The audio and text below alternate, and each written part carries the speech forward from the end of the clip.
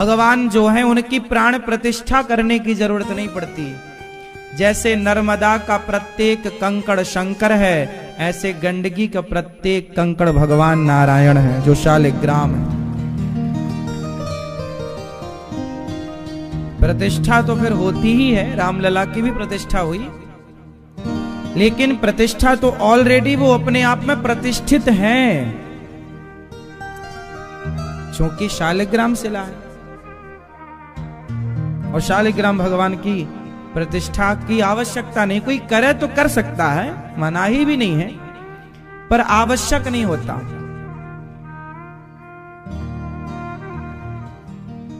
हमारे भारत में जितने भी प्राचीन मंदिर हैं सब शालिग्राम शिला की मूर्तियां, विग्रह। तो भगवान काले इसलिए हैं कि कलयुग में भगवान का जो वर्ण है वो श्याम वर्ण है। राम जी कैसे हैं? श्याम। श्याम गौर सुंदर दो भाई, श्याम गौर सुंदर दो भाई। लक्ष्मण जी गोरे हैं और राम जी श्याम सांवले हैं, इसलिए रामलला भी सांवले हैं। भगवान कृष्ण भी सांवले हैं, तो भगवान कृष्ण सांवले, राम सांवले, तो फिर जगन्नाथ जी भी सांवले, तिरुपति बालाजी भी सांवले, बिहारी जी भी सांवले, क्योंकि ये कलयुग का स्वरूप भगवान का ऐसे ही है। शुक्लो रक्तस तथा पीता इदानीम कृष्णताम गतः। भगवान के चारों युग में चार रंग होते हैं। सतयुग में भगवान सुंदर होते हैं। सुंदर मतलब सुंदर तो अभी नाम ही है श्याम सुंदर। भगवान सतयुग में गौर वर्ण होते हैं। सतयुग में भगवान, इसलिए 12 भगवान का आपने नाम सुना होगा, सुना है 12 भगवान का। हिरण्याक्ष को मारने के लिए 12 भगवान आए थे ना, तो 12 भगवान किस कलर के थे? 12 भगवान काले नहीं थे, श्वेत 12 कल्प। ये कल्प कौन सा चल रहा है? वही जो 12 भगवान आए थे हिरण्याक्ष को मारने के लिए, वो श्वेत थे, सुंदर सफेद चमचमाते हुए। श्वेत 12 कल्प, श्वेत 12 कल्प चल रहा है ये। सतयुग में भगवान का स्वरूप कैसा होता है? श्वेत मतलब सफेद सुंदर। शुक्लो रक्तस। त्रेता में भगवान सफेद से हल्के से डार्क, हल्के से सांवले राम। द्वापर में पीत, हल्के से भगवान श्री कृष्ण पीले हैं। सांवले तो हैं पर पीला पीतांबर धारण करते हैं, पीत वस्त्र धारण करते हैं भगवान। पर कलयुग में पूरा पूरा भगवान श्याम वर्ण है। तो हर युग का जैसे हर दिन का रंग होता है ना, संडे का ये रंग, मंडे का ये रंग है ना, ऐसे ही सतयुग त्रेता द्वापर कलयुग का भी भगवान का रंग होता है। तो इस हिसाब से भगवान की जो विग्रह है वो विग्रह सांवले, रंगनाथ भगवान बिल्कुल सांवले, और वहां पर धनुर्दास खड़ा है, पत्नी को देख रहा है। रामानुजाचार्य जी बोले प्रभु जरा दर्शन कराओ, वो पर्दा खुला तो आज श्री रंगनाथ भगवान ने अपना सतयुग वाला सुंदर से घुंघराले से बाल, सुंदर सा मुख, सुंदर सी आंखें, दिव्य शरीर, इतना तेज, इतने सुंदर भगवान। भगवान के जंघाओं से ना स्वर्ग की अप्सराएं निकली हैं। भगवान की बनाई अप्सराएं इतनी सुंदर हैं कि सारे देवता मोहित रहते हैं। भगवान की बनाई स्त्रियां इतनी सुंदर है कि संसार का हर पुरुष किसी न किसी स्त्री पर, किसी न किसी का मतलब है अपनी पत्नी पर। संसार का हर पुरुष किस पर मोहित है? स्त्रियों पर। स्त्रियों पर मतलब अपनी अपनी पत्नियों पर। कितना भी बड़ा राष्ट्रपति हो, पर पत्नी के आगे राष्ट्रपति नहीं है वो। हाँ या ना? फिर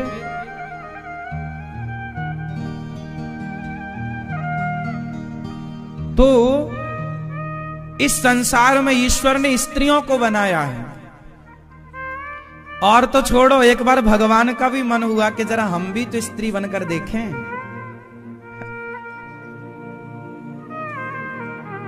आप लोग अपने पति को कभी साड़ी वाड़ी पहनाती हो कि नहीं? पार्वती तो एक बार पहना दी रही, शंकर जी को साड़ी वाड़ी पहना के, चूड़ी वूड़ी पहना के, माथे पर बिंदिया बिंदिया लगा के चलो आज। पार्वती जी सजाती रहती है भोलेनाथ जी को।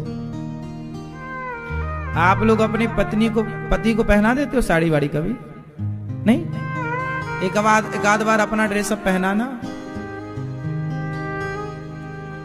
एक बार भगवान का मन हुआ कि हम भी तो स्त्री बनकर देखें। और जब बने तो क्या बने बताओ? बताओ मेरी मां। मोहिनी। क्या बने? मोहिनी रूप धारण किए। और जब मोहिनी बने तो भैया इतना सुंदर रूप धारण किया प्रभु ने कि सबको मोहित कर लिया। सबको मतलब कामदेव को जलाने वाले शंकर जी भी मोहित हो गए। शंकर जी भी दौड़ पड़े, हमें आपसे विवाह करना है। शंकर जी पीछे पीछे दौड़े। मोहिनी अवतार को देखकर भगवान शिव जी दौड़ पड़े और शिव जी का तेज बाहर आ गया।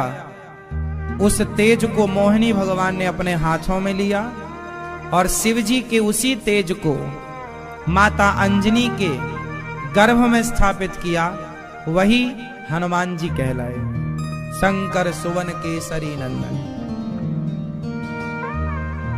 शंकर जी के पुत्र हनुमान जी कब बने? जब शंकर जी ने मोहिनी भगवान को देखा तब बने।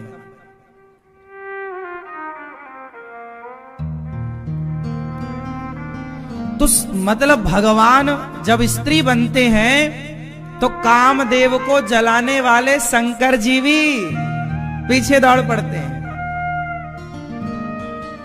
अब आप सोचिए कि भगवान कितने सुंदर होंगे जिनको देखकर शंकर जी दौड़ गए। कितने सुंदर होंगे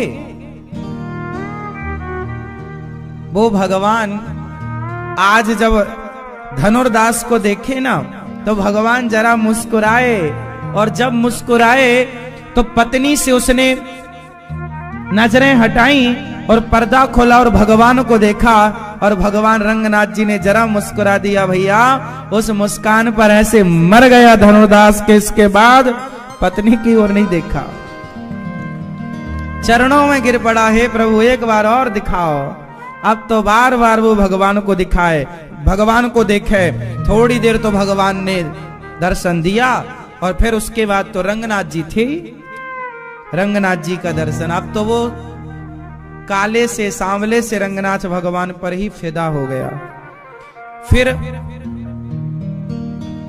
स्वामी रामानुजाचार्य जी ने कहा, उसने कहा गुरुजी अब मैं क्या करूं, अब तो इनसे जी हटता ही नहीं।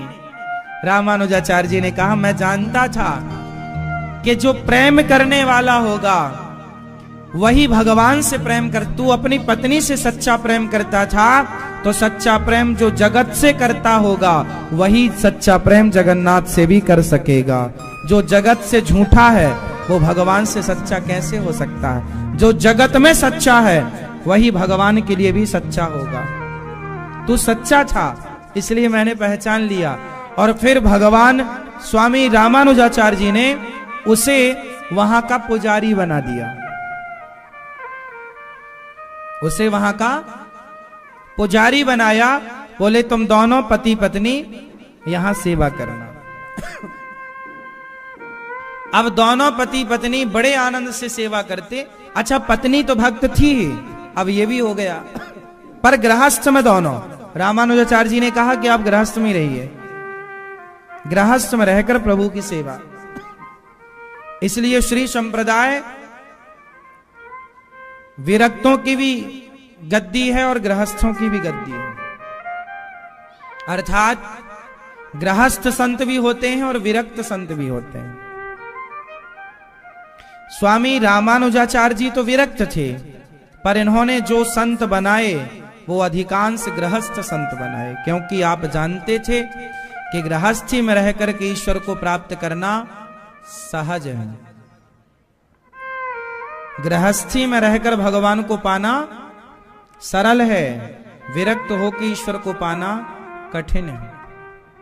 विरक्त आप हैं, आपकी गृहस्थी नहीं है, तो आपके मन को, अच्छा गृहस्थों का मन ज्यादा भटकता है, शादी के पहले मन ज्यादा भटकता है कि शादी के बाद?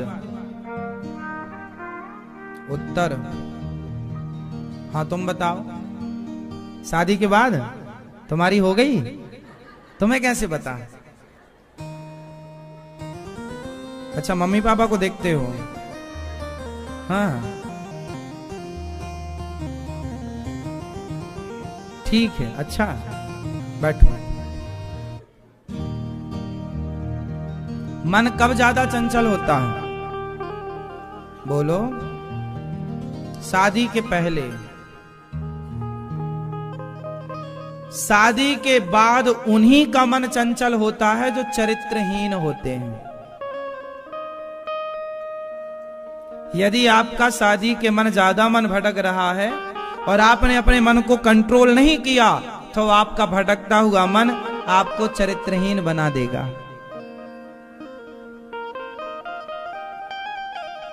हाँ या ना? रावण का मन शादी के बाद भी भटक रहा है, इसलिए तो उसके पुतले जलाए जाते हैं। और राम का मन शादी के पहले भी कंट्रोल था, विवाह के बाद भी कंट्रोल है, इसलिए उनके मंदिर बनाए जा रहे हैं। तो खेल तो मन का ही है ना।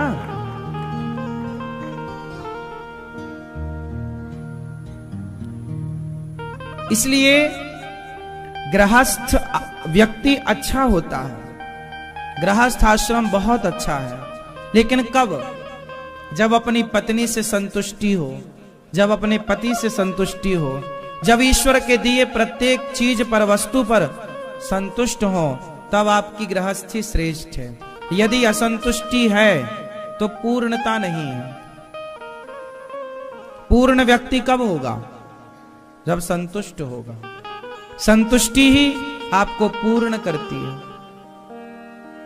संतुष्टि भर देती है, और असंतुष्ट आपको, असंतुष्टि, असंतोष आपको खाली रखता है। हाँ या ना?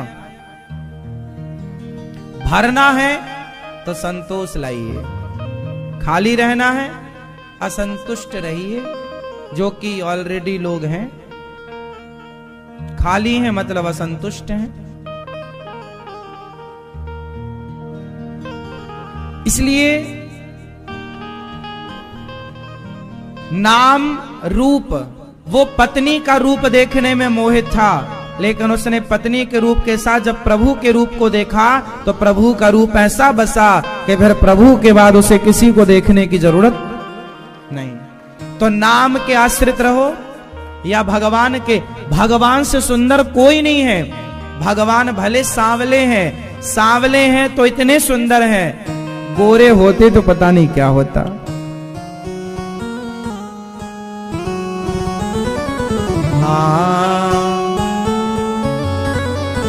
हाँ, पर रूप बिहारी जी का आंखों में बसा है, जगन्नाथ जी का रूप आंखों में बसा है, रामलला का रूप आंखों में बसा है। कोई नाम रूप, कोई लीला, कोई लीलाओं का दीवाना खोया है।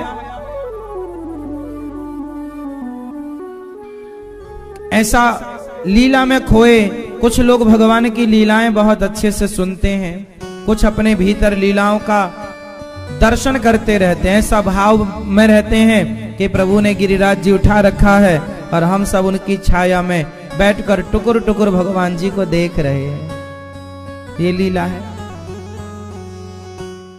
हमारे घर में जो भी हो रहा है हम ये मान रहे हैं कि ये प्रभु की लीला हो रही है। लीला जो हो रहा है उसे भगवान की इच्छा और लीला मानना चाहिए। हम बहुत सुखी हैं, ये ईश्वर की लीला है। हम बहुत दुखी हैं, ये ईश्वर की लीला है।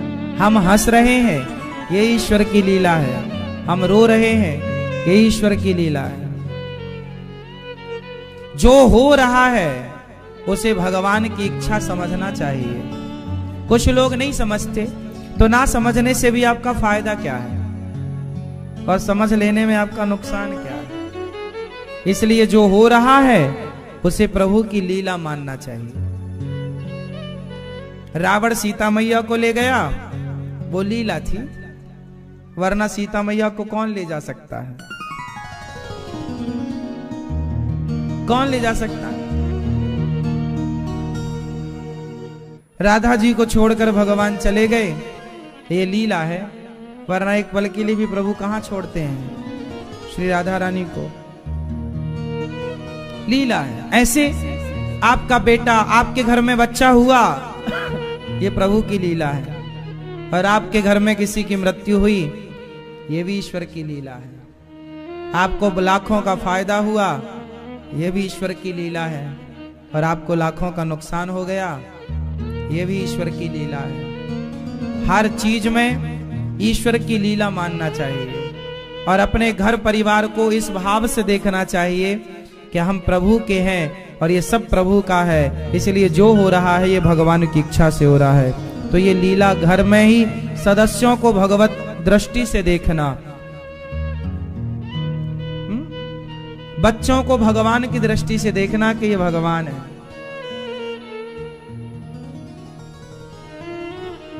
और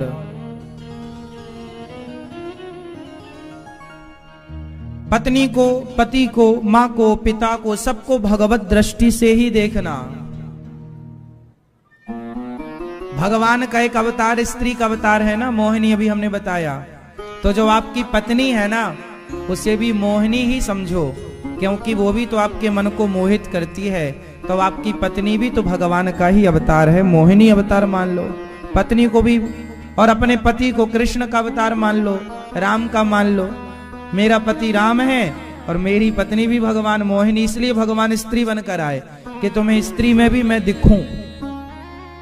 इसलिए पत्नी में भी भगवान पुरुष को देखना चाहिए कि मेरे लिए मेरे भगवान ही पत्नी बनकर आए हैं मुझे सुख देने के लिए। मेरे लिए मेरे राम, मेरे कृष्ण ही आए हैं पति के रूप में मुझे सुख देने के लिए। मेरे घर में पुत्र रूप में प्रभु ही प्रकट हुए हैं, जैसे यशोदा के घर प्रकट हुए, कौशल्या माँ के घर प्रकट हुए, ऐसे हमारे घर प्रकट हुए हैं हमें सुख देने के लिए। तो अपने बच्चों में, अपनी पत्नी में, अपने पति में भगवत भाव रखना, यही लीला है। कितना बढ़िया जीवन होगा ना यदि हम इस दृष्टिकोण से सबको देखने लग जाएं तो नाम, रूप, लीला, और चौथा है धाम। चौथा क्या है? धाम। क्या? धाम मतलब जैसे आप लोग साल भर अपने घर में रहते हैं, पर साल में एक बार 7 दिन के लिए, 5 दिन के लिए धाम में रहते हैं, तो वो एक बार जो 5-7 दिन के लिए धाम में आप आए, वो साल भर के लिए आपको चार्ज कर देता है। महीने में एक बार, साल में एक बार आते रहा करो। जब बिहारी जी का दर्शन करके जाया करो तो बिहारी जी से ये कहकर जरूर जाया करो, बिहारी जी जल्दी से बुलाना, प्रभु अपने से दूर मत करना। धाम ना छूटे, आप धाम से जुड़े हैं, ये भी धाम का ही वास है। धाम, बहुत भाग्यशाली हैं वो जिन्हें प्रभु ने अपने धाम में रखा है। बहुत भाग्यशाली हैं वो जो धाम से जुड़े हैं। जैसे आप लोग, आप कहीं भी रहो शरीर से, पर मन धाम में होना चाहिए। हम अयोध्या जी नहीं जा पाए तो क्या हुआ, हमारा मन तो अयोध्या धाम में ही होना चाहिए। हम वृंदावन नहीं आ पाए तो क्या हुआ, हमारा मन तो वृंदावन में ही होना। मन कहाँ है ये मायने रखता है। शरीर तो देखो नश्वर है, ये बॉडी का क्या मूल्य है, ये तो चिता पे जलने के लिए ही है। आज नहीं कल, कल नहीं परसों जलना है इसको। हम चमड़ी को कितना भी सजाएं, एक दिन आग के हवाले तो होनी है। इसलिए शरीर से इतना मोह नहीं रखना चाहिए। हाँ, मन को पवित्र करके प्रभु के चरणों में लगा देना चाहिए, क्योंकि हिसाब शरीर का तो होना नहीं है। यमराज जब हिसाब करने बैठेंगे तो आपका शरीर कहाँ था ये थोड़ी हिसाब होगा, आपका मन कहाँ था ये हिसाब होगा। हाँ मैया, ओ मोबाइल वाली मैया, कर लो थोड़ा सा चला लो व्हाट्सएप।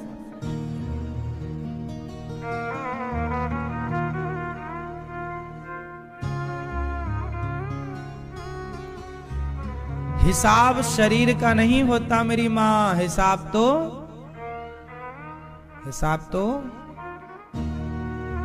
मन। रे मन तू सत्संग कर, छोड़ जगत की रीत, अंत समय पछताएगा जब आयु जाएगी बीत।